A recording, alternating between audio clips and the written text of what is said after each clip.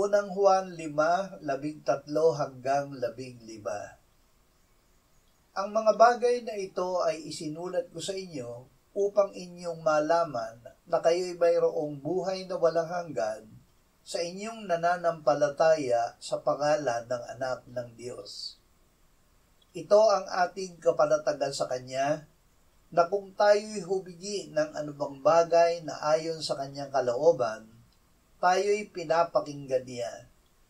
At kung ating nalalaman na tayo'y pinapakinggan niya sa anumang ating hingin, nalalaman natin na natanggap natin ang mga kahilingang hinihingi natin sa Kanya.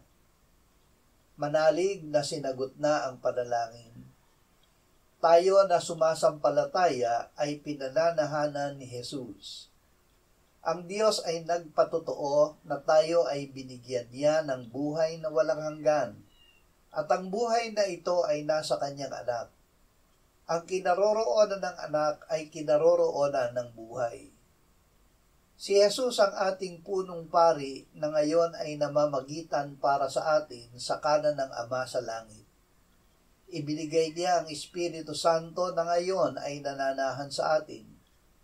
Ang Espiritu Santo ang tumutulong sa atin sa pananalangin na ayon sa kalooban ng Diyos. Sa pamamagitan ni Jesus at ng Espiritu Santo, ay magagawa natin ang sinabi ni Jesus. Ang lahat ng bagay na inyong idalangin at hingin, paniwalaan ninyong tinanggap na ninyo at iyon ay mapapasa inyo.